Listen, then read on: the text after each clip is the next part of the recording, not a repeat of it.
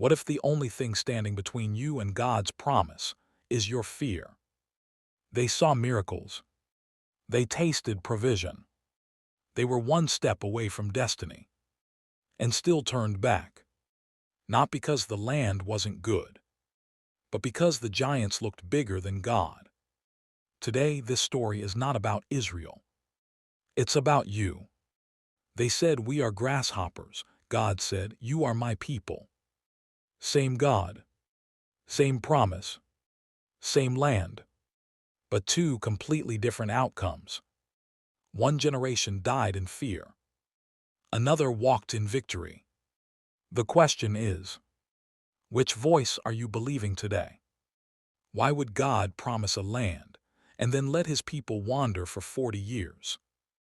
Was God unfaithful? Or were the people unprepared?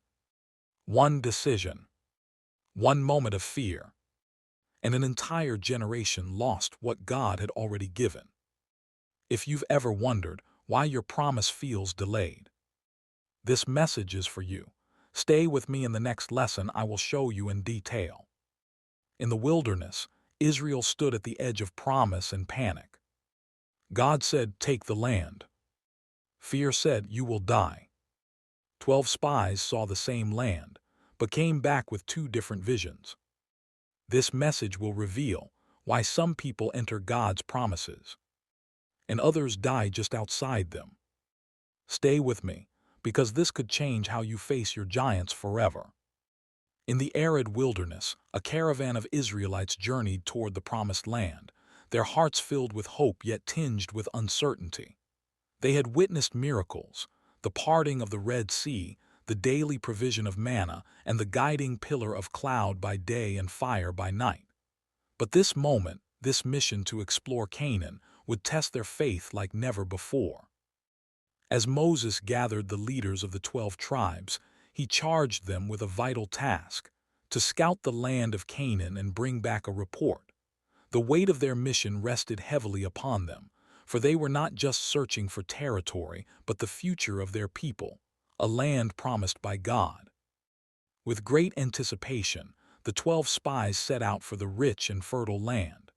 They traversed valleys and climbed hills, marveling at the abundance of fruit and the beauty of the landscape.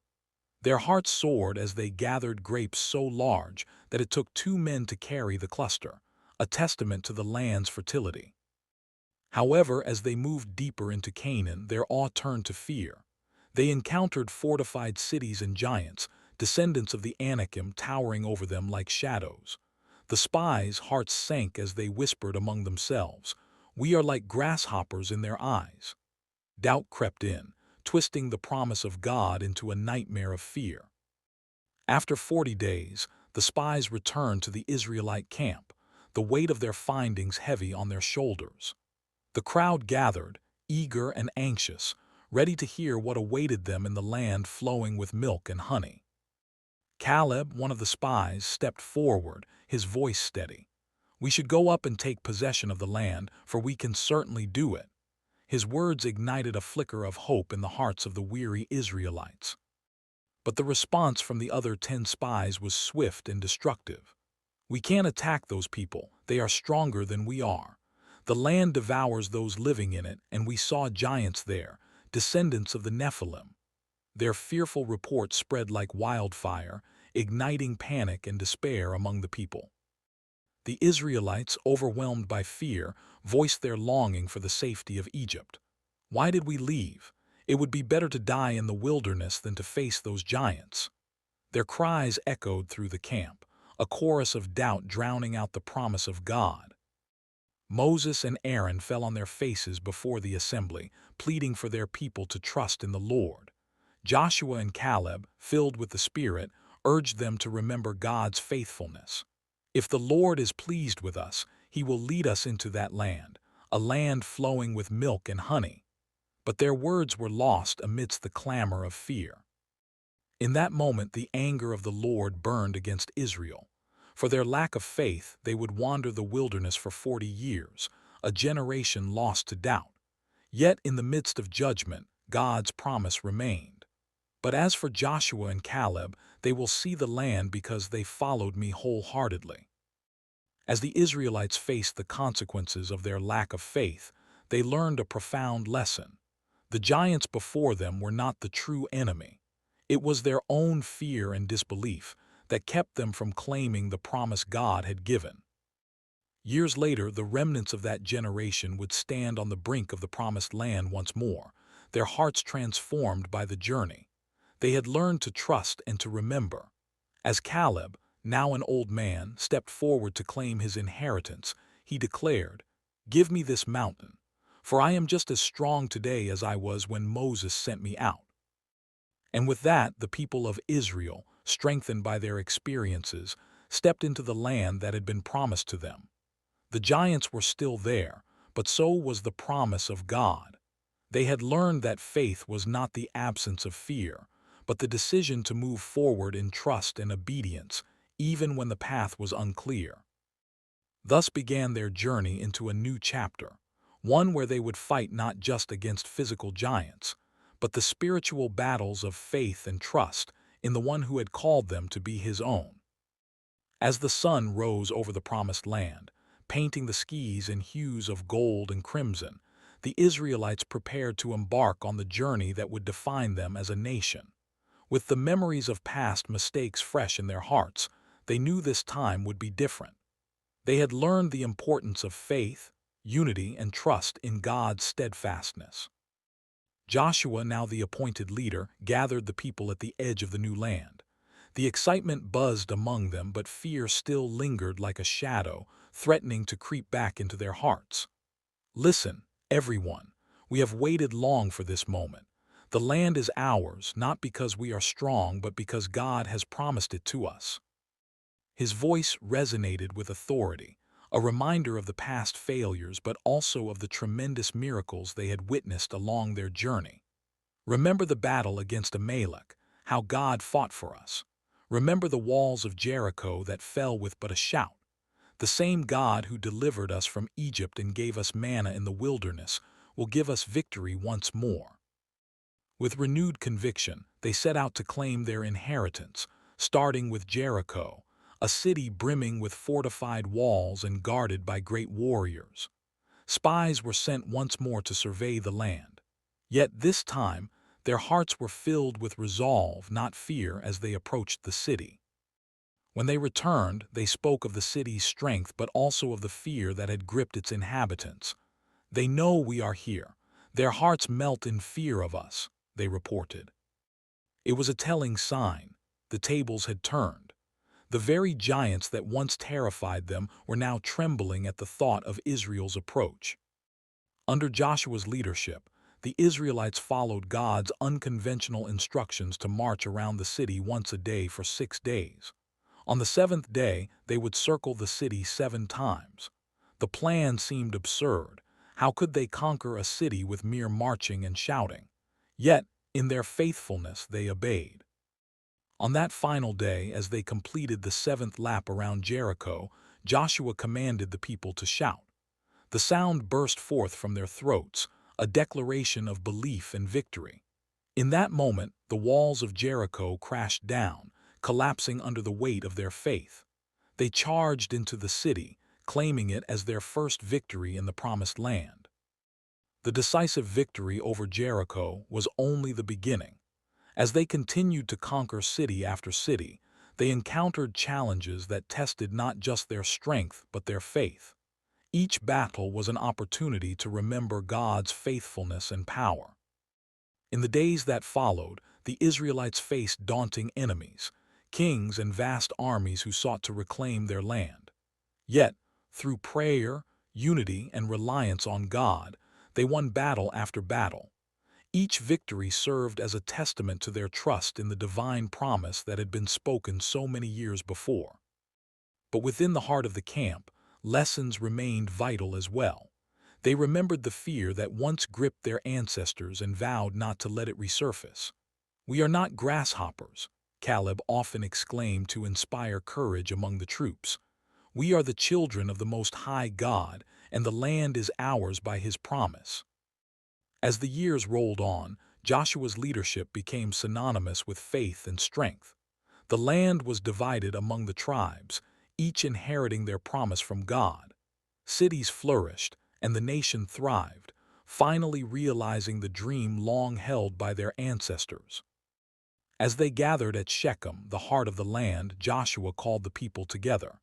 In a stirring farewell address, he recounted their journey from slavery to freedom and the countless instances of God's faithfulness. "Choose today whom you will serve," he urged them, "but as for me and my house, we will serve the Lord." With unified hearts, the Israelites reaffirmed their covenant with God, promising never to stray from his path.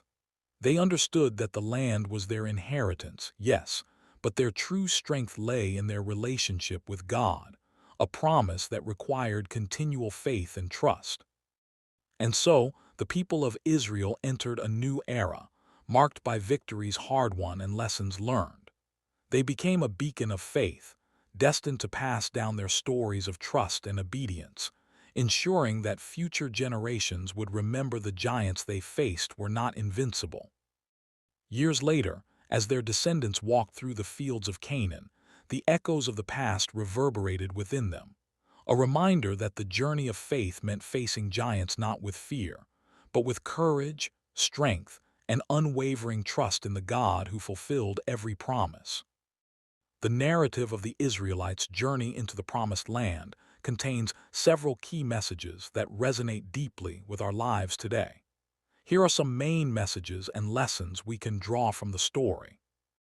The Israelites initially allowed fear to dictate their actions, leading to rebellion and missed opportunities.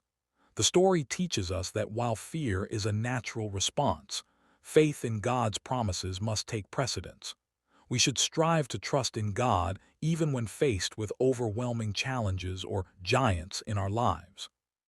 Throughout their journey, God demonstrated faithfulness to his promises.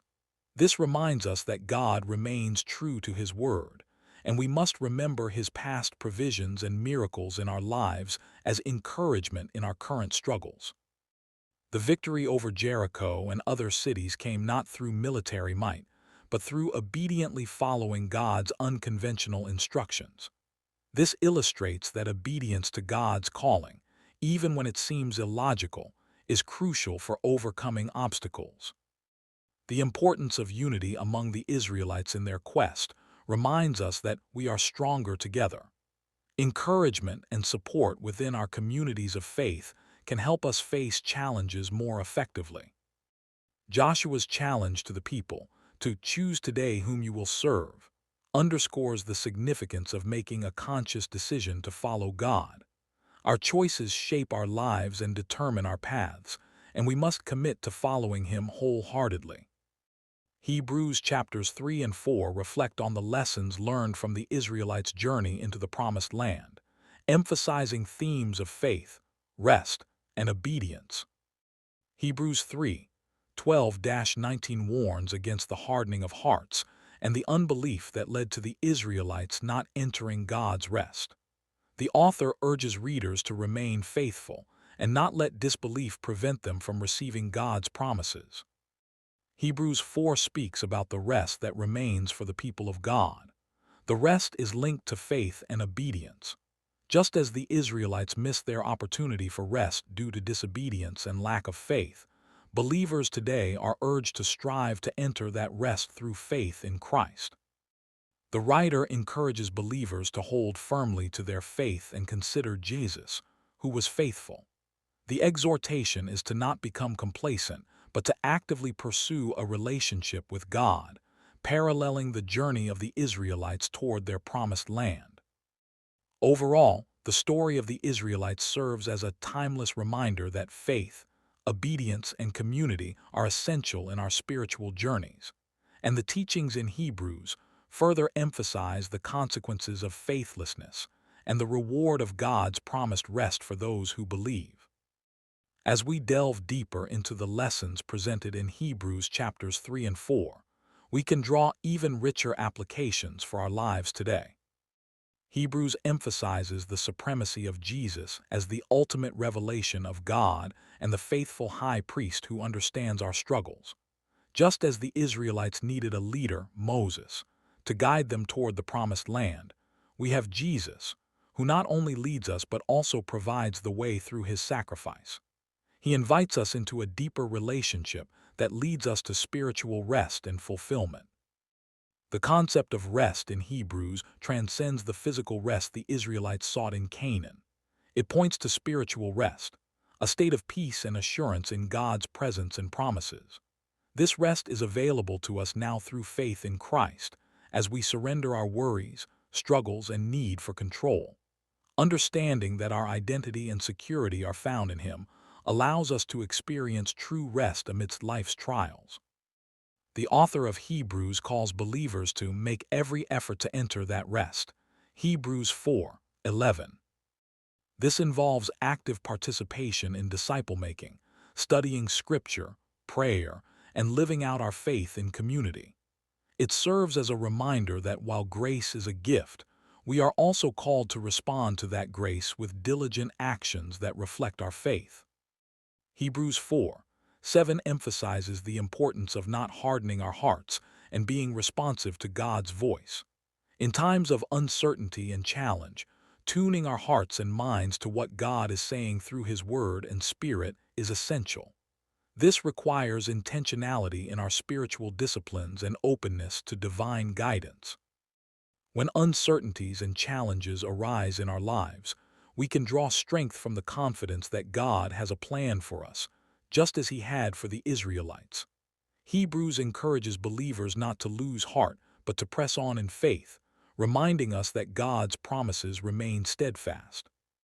The narrative of the Israelites' journey into the Promised Land, together with the reflections found in Hebrews 3 and 4, presents a profound spiritual journey that encourages us to cultivate faith over fear, embrace community, and remain obedient to God's calling.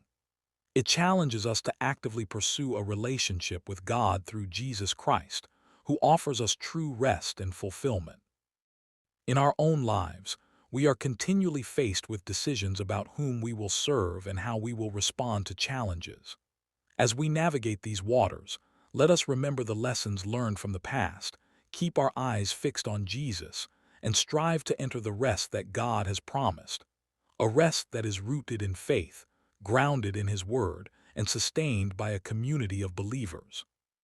May we, too, choose to step forward into the promises that God has for us, facing our giants with courage, knowing that we are never alone in this journey. The significance of the message derived from the Israelites' journey into the Promised Land, as well as the teachings in Hebrews 3 and 4, is profound and multifaceted. Here are some key aspects of its significance.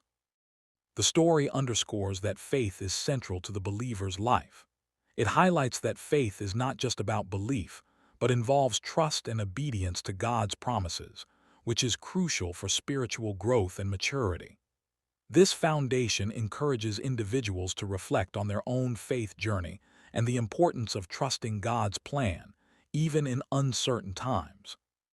The narrative speaks to the human struggle with fear and doubt, illustrating how these emotions can hinder progress.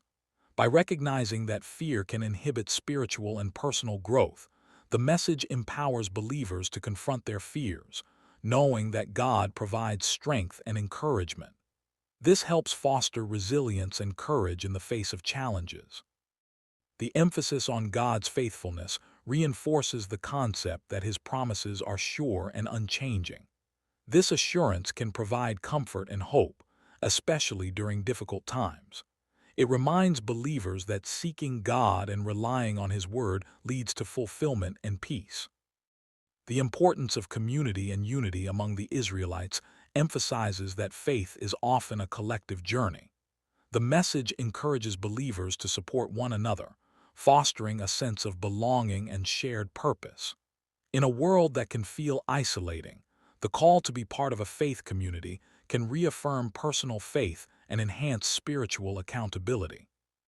The idea of rest signifies more than physical rest. It represents spiritual peace and fulfillment found in a relationship with God.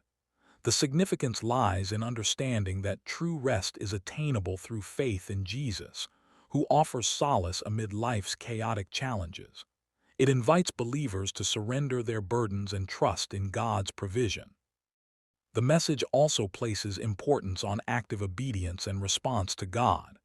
It encourages individuals to take responsibility for their faith journey by pursuing spiritual disciplines and cultivating a relationship with God.